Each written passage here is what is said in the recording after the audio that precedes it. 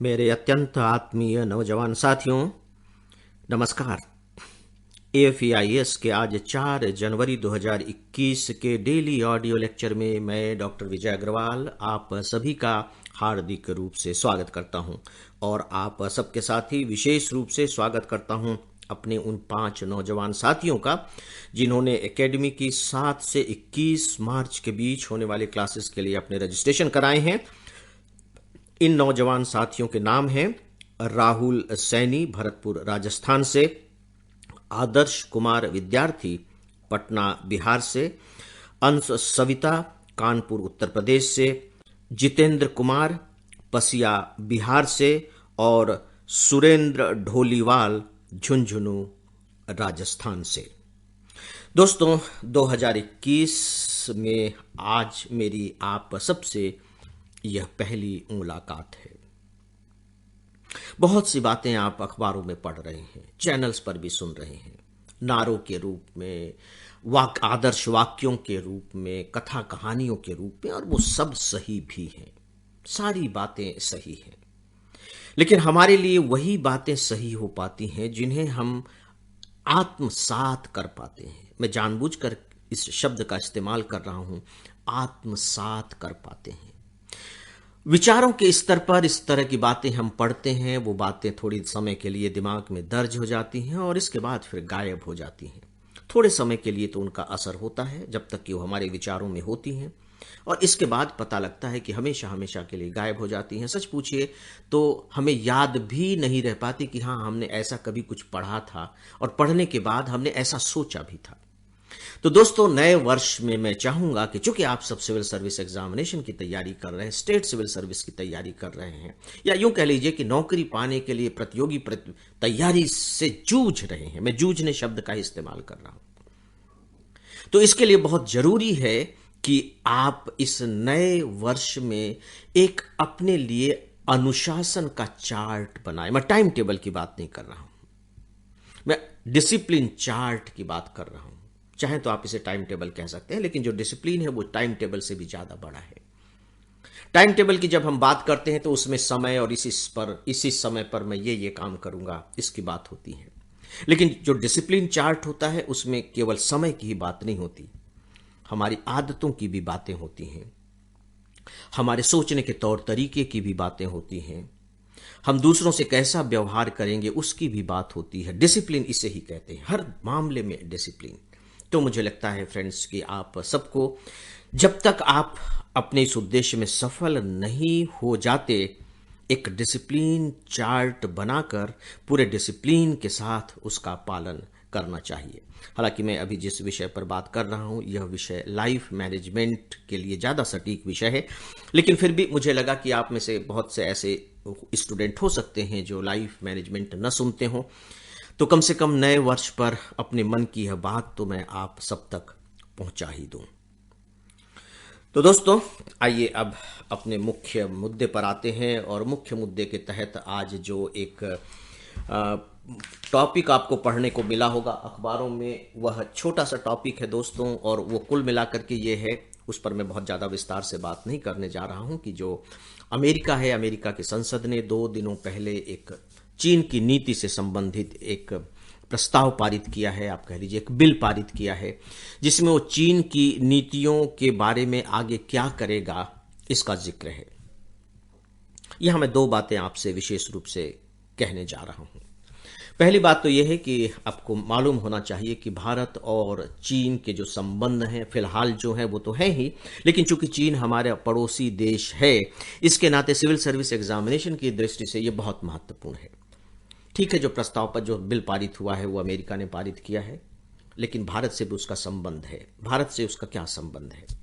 जो बिल पारित किया गया है उसमें इस बात का प्रोविजन है कि बकायदे जो तिब्बत है, जो आप तिब्बत की जो निर्वासित सरकार है वो भारत में रह रही है। आपको मालूम होगा धर्मशाला में जो दलाई लामा साहब हैं वो धर्मशाला में रह रहे हैं, उनके धार्मिक गुरु हैं। और सच पूछे तो जब दलाई लामा जी तिब्बत छोड़ करके अचानक भारत आए थे, हमारे पंडित जवाहरलाल नेहरू जो समय प्रधानमंत्री थे, उन्हें यहाँ शरण दी गई। उसके बाद से ही भारत और चीन के जो संबंध हैं वो थोड़े से तनावपूर्ण होने लगे, क्योंकि चीन ने इसे कहीं ना कहीं एक हस्तक्षेप माना कि भैया तिब्बत हमारा क्षेत्र है और वहाँ किसी एक व्यक्ति धार्मिक गुरु भाग करके भारत गया और भारत उसे अपना शरण दे रहा है।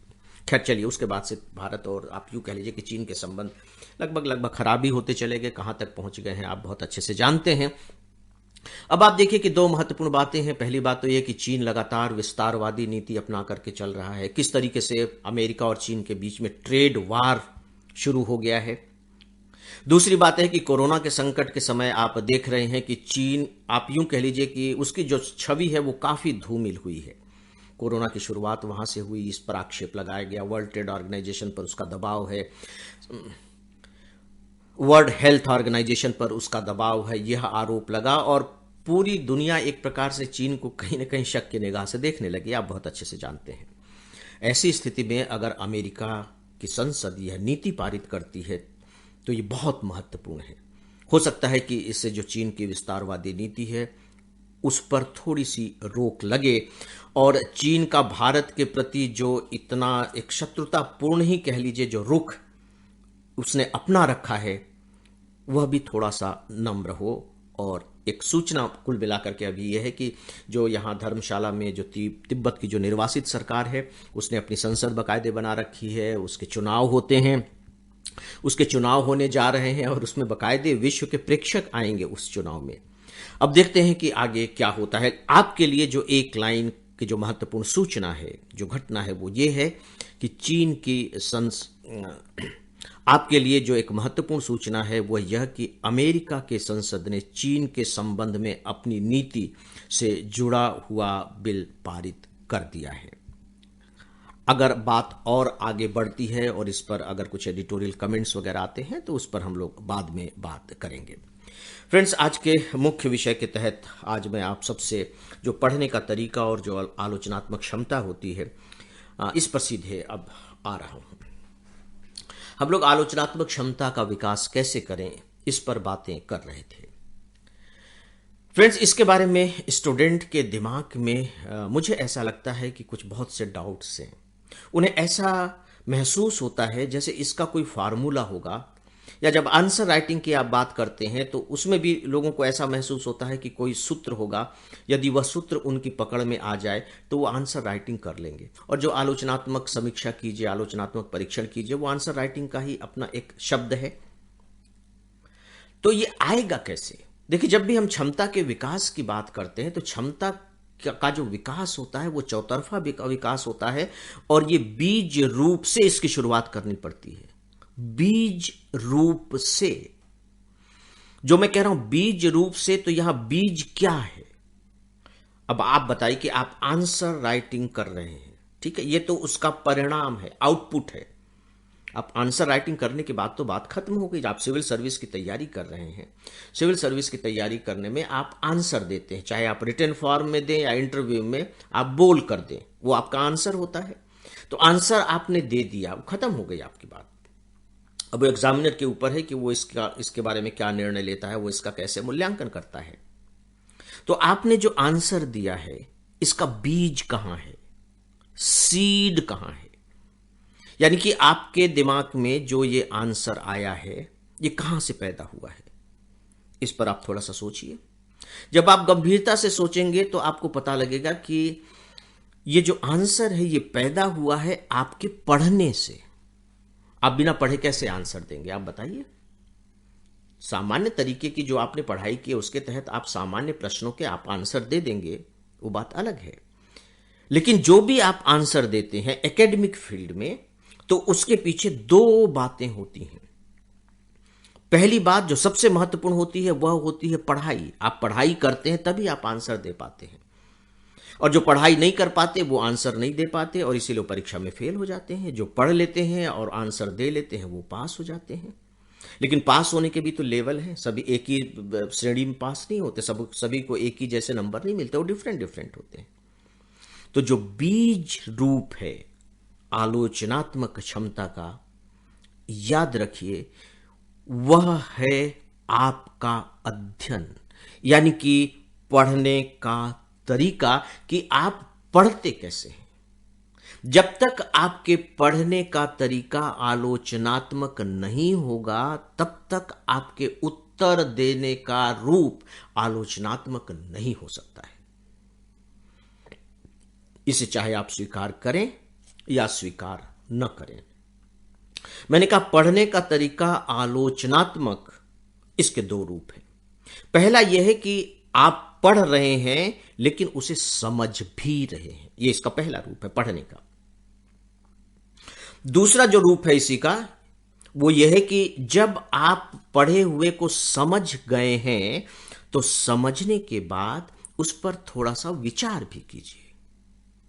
अब आप देखिए कि जो किताबों में बातें लिखी गई हैं उसने आपको एक मंच भर उपलब्ध कराया है। और स्पेशली अगर आप सिविल सर्विस एग्जामिनेशन की तैयारी कर रहे हैं तो वहां तो ये बहुत ही इंपॉर्टेंट है। वो एक केवल मंच है, वो फोरम है। उस मंच पर अब आप खड़े होकर के उसे समझिए।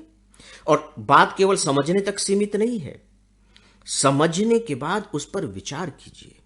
तो जो आपकी समझ है ये प्री में आपको सफलता दिलाएगी, और जो आपने उस पर विचार किया है वह आपको मुख्य परीक्षा और इंटरव्यू में सफलता दिलाएगी। तब जाकर के आपके सही मायने में आलोचनात्मक क्षमता विकसित हो सकेगी। फ्रेंड्स, आपको याद होगा कि मैंने आप सबसे अनुरोध किया था कि YouTube पर जो मेरा एक लेक्चर है महासागरीय जल की लवणता के बारे में, प्लीज आप उसे पढ़ें, उसे सुने। पढ़ने का मतलब है कि आप बाकायदे किताब में जाकर के उस चैप्टर को पढ़ें और YouTube पर जो प्रोग्राम है आप उसे सुने। और इसके बाद फिर जो अंतर आप महसूस कर रहे हो उसके बारे में मुझे बताएं। कुछ स्टूडेंट्स ने मुझे बताया भी है, नहीं भी बताया तो कोई बात नहीं। आप खुद का मूल्यांकन कीजिए कि क्या सच में यदि आप इस तरह के लेक्चर सुनते हैं या इस तरीके से पढ़ते हैं तो आपकी आलोचनात्मक दृष्टि विकसित होती है। और यदि नहीं होती है तो फिर मान करके चलिए कि जो लेक्चर आप सुन रहे हैं शायद वह लेक्चर सही नहीं है, या आपकी ज़रूरत के हिसाब से नहीं है, या यूँ भी कह सकते हैं कि आप सही तरीके से लेक्चर नहीं सुन पा रहे हैं, उसे सही तरीके से नहीं समझ पा रहे हैं। और यही बात किताब पर भी लागू होती है कि जिस चैप्टर को आप पढ़ रहे हैं शायद सही तरीके से वो चैप्टर लिखा नहीं गया है, या आपके हिसाब से नहीं लिखा गया है, या आप उसे सही तरीके से पढ़ नहीं पा रहे हैं, या उसे आप सही तरीके से समझ नहीं पा रहे हैं। यह मूल्यांकन तो दोस्तों आपको करते ही रहना चाहिए। फ्रेंड्स, मुख्य विषय के बारे में बस इतना ही। जहाँ तक न्यूज़पेपर्स की क्लिपिंग्स का सवाल है वो मैं आपको उपलब्ध करा रहा हूँ। ईमेल लिखने वाले सभी मित्रों को धन्यवाद देता हूँ। और इन्हीं में से कुछ दोस्तों के नाम हैं: रविंद्र गोस्वामी, रामनगर बुजुर्ग मध्य प्रदेश से; सूरज कुमार, सेमापुर बिहार से; BN तिवारी, अयोध्या उत्तर प्रदेश से; रीपा दहिया, पूजा सिंह, रीना गिरी, गोरखपुर उत्तर प्रदेश से; अमृत नारायण सतपति, भुवनेश्वर ओडिशा से; शुभम कुमार, ज्योति झज्जर हरियाणा से; अतुल कुमार यादव और अंजलि सैनी। आप सबका बहुत बहुत आभार। और दोस्तों, इसी के साथ ही अब आज के इस डेली ऑडियो लेक्चर को यहीं समाप्त करता हूं। नमस्कार।